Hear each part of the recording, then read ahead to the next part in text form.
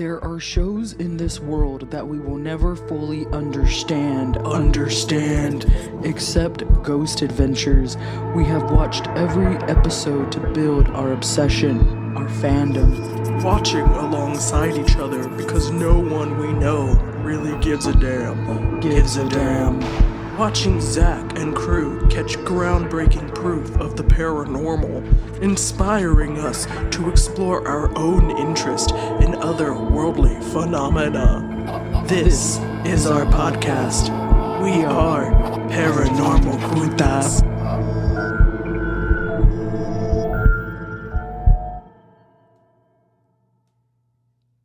Most excellent. I don't know why I had the most random song pop in my head right before we started recording. You want to know what it was? It was an NSYNC song, but it was here we go, one more time, everybody's feeling fine. Here we go, yes, here we go. NSYNC has got the flow. I thought it was going to be, hey, wanna meet my lover. Oh, that's true too, because I was just singing that song. I don't know what's going on. Radio brain. That's just how it is with me. Hey, everybody, it's Leah. And it's me, Bethany. And we are the Paranormal Putas. And we are back for an all-new Ghost Adventures review for you. And we are Season 5, Episode 7, The Kentucky Slave House, which aired on May 13th of 2011. Most excellent. Oh, yeah. We get some history through the episode, but Bethany's going to break it down a little bit for us right now. So this place is also called Phillips Folly, and it's a historic 3-story brick residence in Maysville, Kentucky. The home's antebellum architecture displays a blend of the styles, which may be explained in part by the home's speculative 6-year construction period, which ended in its completion in 1831. The main big thing about this house was that it was said to be an important post along the Underground Railroad. And I think that's like a part of its like good history. Yeah. But during this time in the corresponding of the American Civil War, runaway slaves were held in a wooden jail cell that dates to the home's original 1831 construction. Runaways would be housed in the basement jail cell until it was deemed safe for them to be to continue their journey to the nearby free state of Ohio. That's pretty much all I've got. Like, really, the research really kind of goes about like who the house was passed along to, and it's just a bunch of like old white dudes who owned this house, and you know. I mean, it's. Like Zach says, it's America's worst sin. Yeah. So it really just kind of covers in the pre-investigation a lot of what was experienced in that home. Of course, like Bethany mentioned, it did become a part of the Underground Railroad with its second owner, but the first owner, I believe it was Philip Williams, who had slave jails in the home, so even one under the front porch. So these are things that we explore throughout the home. These areas where slaves were held, captive, right? Held prisoner and tortured and murdered, and just really horrible acts against other humans. And it was just really shitty. And those stories, because I don't know, it's just so different when you get this type of history with an investigation, because you know this history, and then to know that you might experience some of these spirits is just like, yeah, it's going to get heavy. It's going to get heavy. This episode gets a little heavy sometimes. I mean, yeah, anytime you're talking about slavery, it's just like, Yeah. It's always heavy.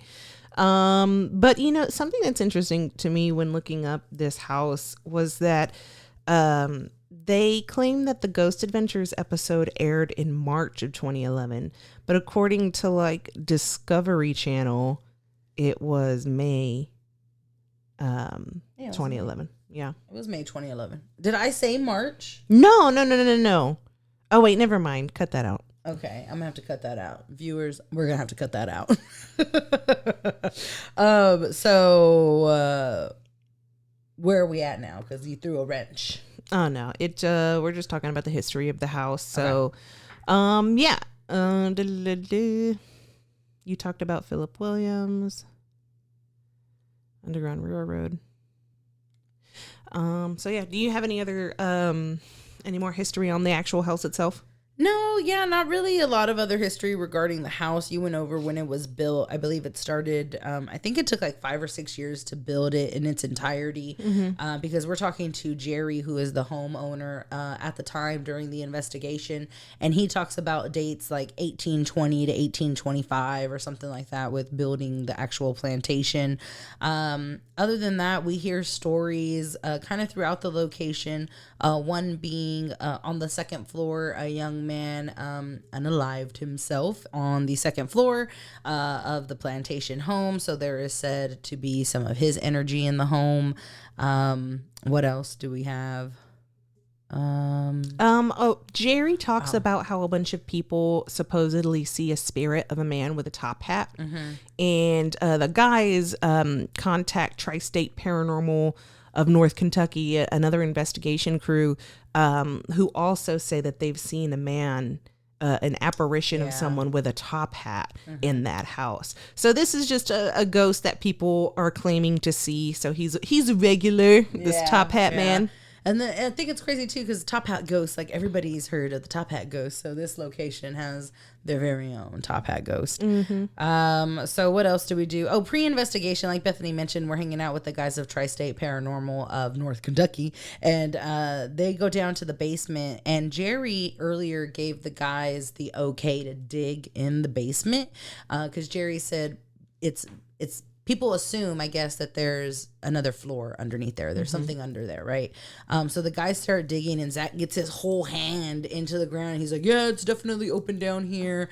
But they pull up what they all assume and claim to be like a bone fragment.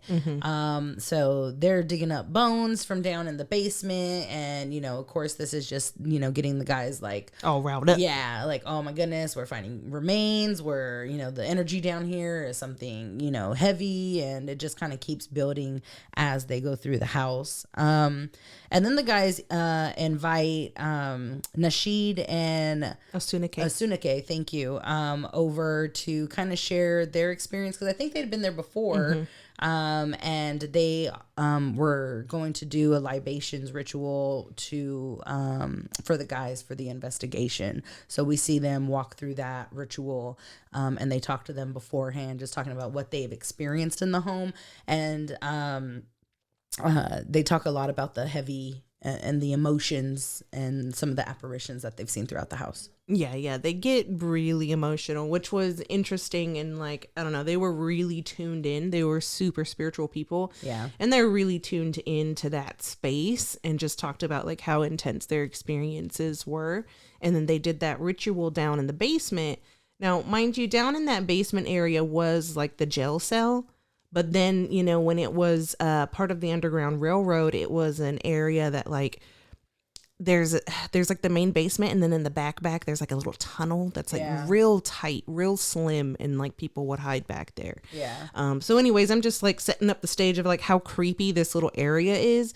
And that's where they go and do the libations ritual, and it gets like super emotional. Oh yeah. Yeah. Like, they're crying at the end of it. It's just really heavy. And I mean, I think everybody's feeling it, right? Like, even as the viewer, you're like, damn, man, like this is some heavy stuff.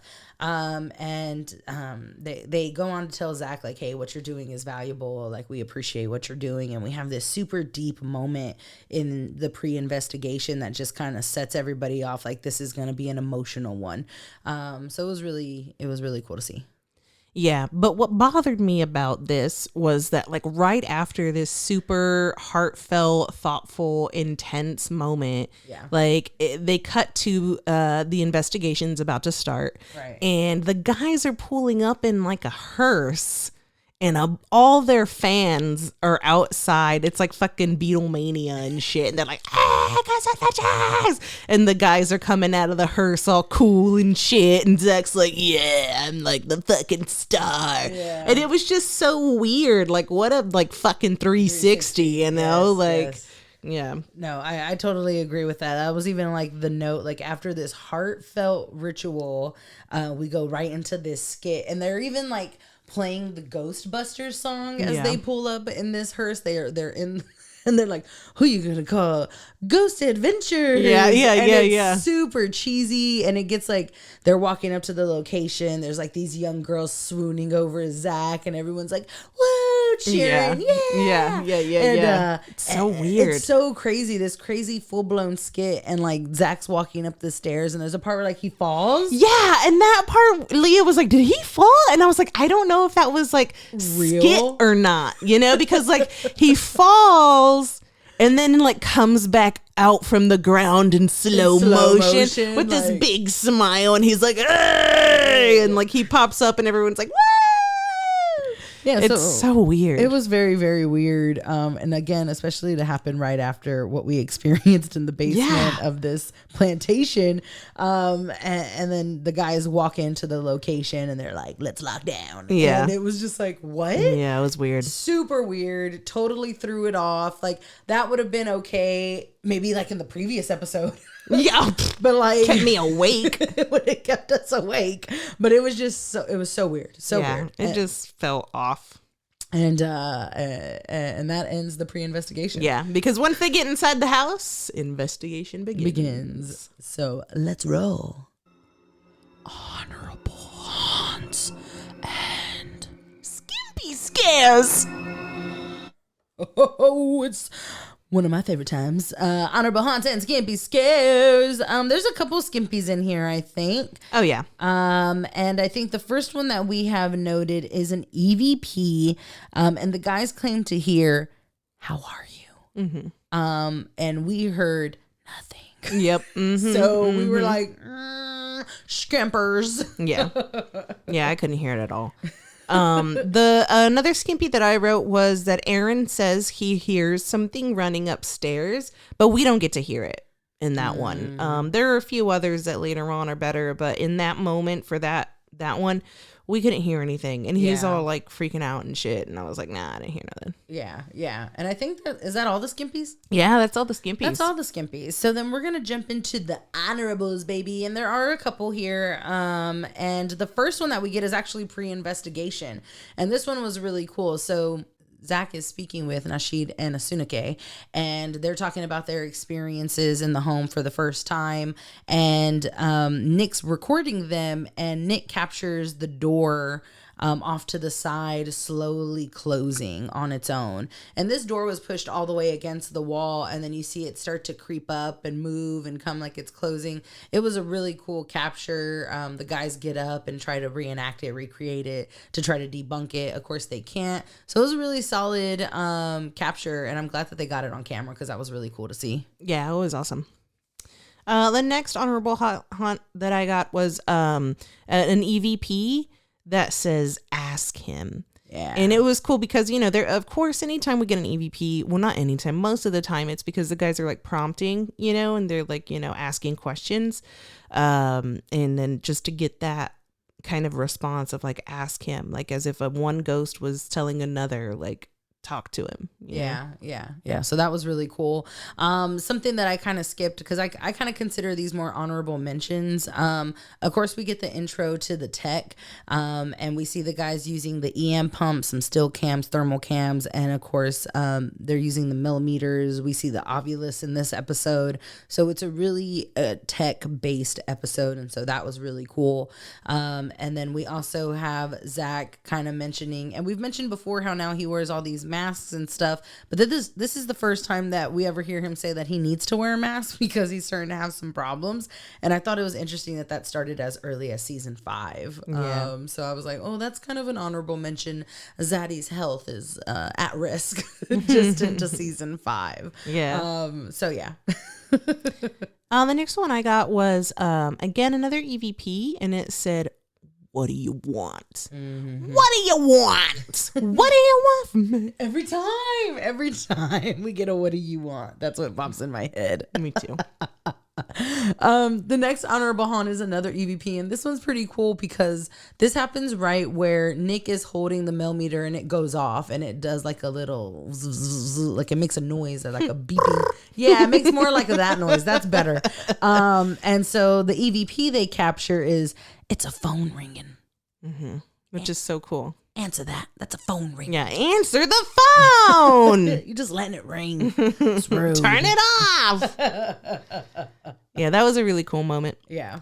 The next one again is footsteps. Now this one is fucking cool. So we actually get to hear the footsteps, and at this point in time, the guys have REM pods on the stairwell. So Zach is like wondering, did having the REM pods on the stairs like help the ghost generate enough energy for us to hear the footsteps?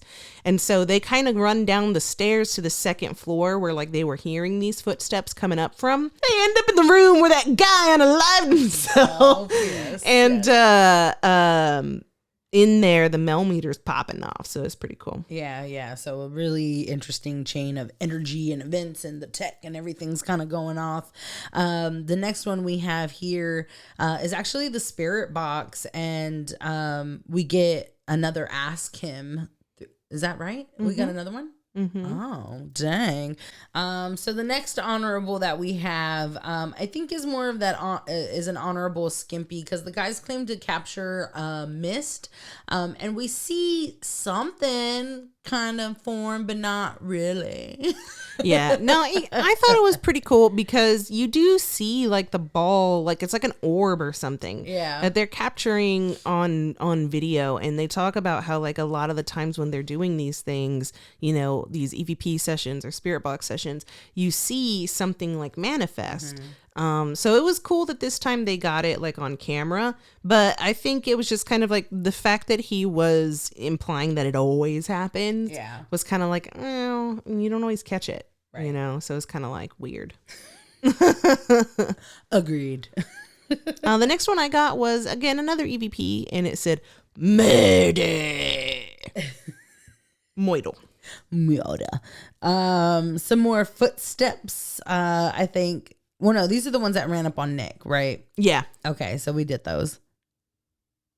So the next honorable that we have is an EVP, and this sounds like a woman's voice to me, and it comes across, give us a chance. Give us a chance. And you hear that one very clear. And it was very clear, give us a chance. Yeah.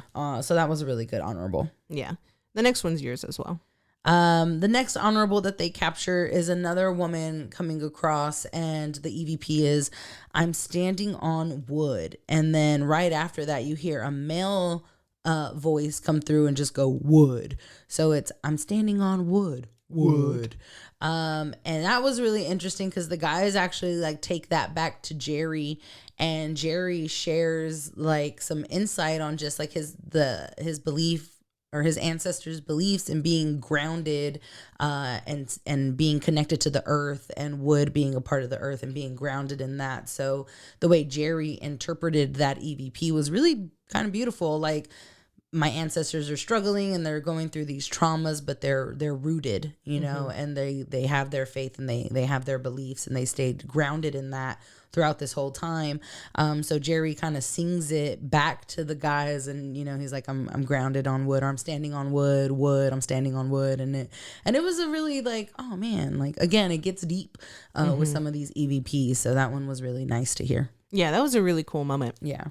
So a cool one that they got, they were using the Ovilus, and they get the word beware, and then they get the word wolf, which was pretty cool because it seemed almost like a warning, you know? Yeah. The next one we get is also with the Ovilus, because Zach's like, what did they do to you down here? Because I believe they're in the basement, and what comes across is kill. Yeah, that's so crazy. So fucking crazy. So fucked up. I think the guys just continue to get words through the Ovilus, like bone. So Zach correlates that with the bone fragment that they found earlier. And then the word pastor. And Zach's like, do you want a pastor? Do you need a pastor? And like, he just kind of tries to play on the word. Yeah. And yeah. Yeah, I think this one's yours. And then the last one we have is an EVP that we hear, and it goes, turn around. Bright eyes. That's what you said. We came across, I was like, turn around. But like, bright eyes. It was good. But that's it for the honorables and the skimpies, baby. Let's roll. Although it was like a quick list to get through, they found some really good stuff, you know? So that was a good one.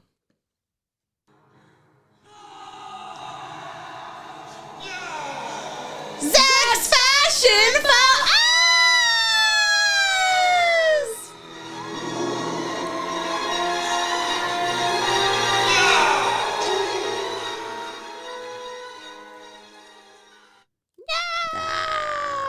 So Like good. the fucking pits of fiery hell. And man, again, I have like 0 notes in the fashions for this episode. Zaddy's pretty straightforward. I will say his hair this episode wasn't a straight. He hit us with the forward as well. So he's got little spikes coming out of the sides of his head. So that's always fun to see, but never really appreciated, you know? No. Like I like Zach's doing that thing again, but you just really don't want him to do that thing ever again. Outside of that, the guys look pretty straightforward, nothing crazy. Well, we get Zach in that satin jacket again, Yes, which yeah. we're big fans of. Yes. Like that jacket is just the best. And you know, whenever he was doing that little rock star skit or whatever, like Oh, it was yeah. when they were entering the house, he had on the big pants again. Like I just hate the big pants, man. Like yeah. they parachute outwards and like they're just too baggy. And whenever he was leaping back up off the ground, you see his belt. And his belt, like, it wasn't like one of the Hot Topic like metalhead pyramid belts, but it was like a Walmart version. It was like you have the black belt and rows of like really small studs, like round ones, instead of like the cool kid pyramid ones. yeah. And I was just like, this is weird. Like, I don't know. It's like, it's interesting because he has like this alternative style, you know? Yeah. But it's more like, bro, dude, I like wrestling alternative instead of like, I like punk and metal alternative. There is a difference. Very true. Good note, but that's it for the fashions, man. Yeah, that's it. Keep Let's move it on up. Zany Zaddy says, What? Holy shit.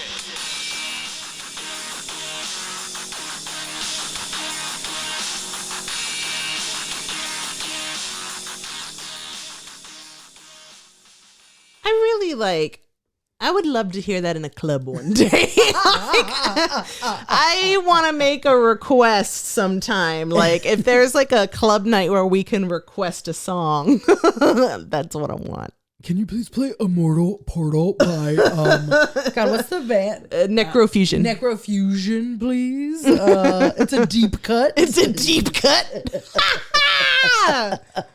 It's not even on Spotify. Kidding. I think it is. Let's jump into these, shall we? Yeah, for sure, for sure. Do you want me to kick them off? Sure. Okay, great. So, Zach is speaking in regards to the home, and really, he just kind of makes a statement to sum up what we've heard in regards to what's been experienced on the property. And he says, This house was a house of hell. that's a way to put it. Brutal. I think he even Fucking hell. right. Wasn't there a fucking in there? I don't know. When I wrote it, it was as I heard it. So I don't know. I think it was fucking Memory hell. is subjective, as they Fucking say. hell. all right. So in this one, he's talking to Jerry, who was the owner of the house this time, and he's talking about possibly interacting with the ghosts of these, you know, slave owners. And he said, If I come into contact with them, I'm not going to be nice. and Jerry was like, I understand. Yeah, understood, bro. And It you was probably funny. shouldn't be nice. was This one, This one was ridiculous. this one was fucking ridiculous. I think it's my favorite one. Yeah, no, it was really good though, because Zach, we mentioned the libations ritual. So after that happens, everybody goes back upstairs, and Zach and the crew stay downstairs for a minute to really just kind of record their thoughts on what they just experienced. And Zach looks into the camera, and he's just like, "Oh my god, like you could tell he's wrapped up in his emotions, right? And then he's like, I've never felt emotions inside my heart like that. And I was like, oh my goodness, Zach. But I believe it. That was really funny. He's never felt emotions in his heart. He's an Aries king, okay? He does not have emotions. But no, it was a deep moment. It was a heavy moment, but Zach made it a little cheesy. Talk about a deep cut. This was one of my faves. So after that whole like skit or whatever that they did, of him like getting out of the hearse and everybody screaming and shit, they go into the house to start the investigation, and he says, how sick was that? Fucking sick, bro. So sick. Sick. Everybody had out their disposable cameras and they were taking pictures of us. It was very cool. It was cute though. It was cute. So, and the last one we have is actually pretty funny. Zach's jumping over like something in the basement, and he can't see down because it's pitch dark. And he's like, he's asking like, is there a floor? I can't tell that there's a floor here. And for a second, Zaddy sounds like a real bitch. He's like, so this is a Zaddy says, but it doesn't sound like a regular Zaddy, because he says, tell me if there's a floor. Yeah. Scoob. Yeah. You sounded like a Shaggy. Tell me there's a floor, Scoobs. Zoinks. Say that. Oh my god, it was so good. But that was the last of Zany Zaddy and what he had to say. Jeez Louise, Papa Cheese. That is the history, the haunts, the fashions, the Zaddies.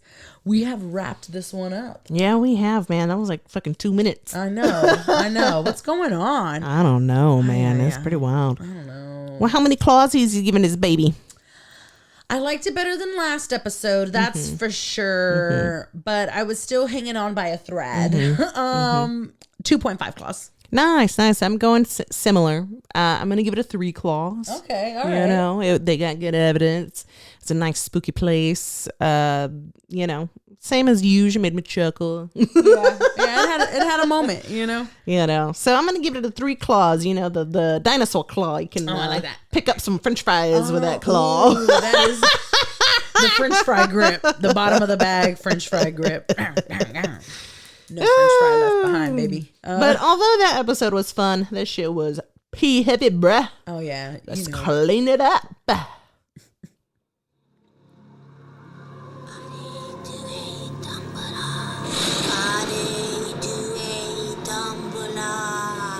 Give me the power, I beg of you. Hare to a Dumbledore. Give me the power, I beg of you. L'avoir monsieur de Boischelio. Ce soir Etienne au bois de mort. Hare to a Dumbledore. Wake! Take a big deep breath in. Release that baby out. You're cleansed. I feel it, baby. And it feels good. It feels good. Yeah. It feels good. You know that I love it. All right, everybody, let's get out of here. Yeah.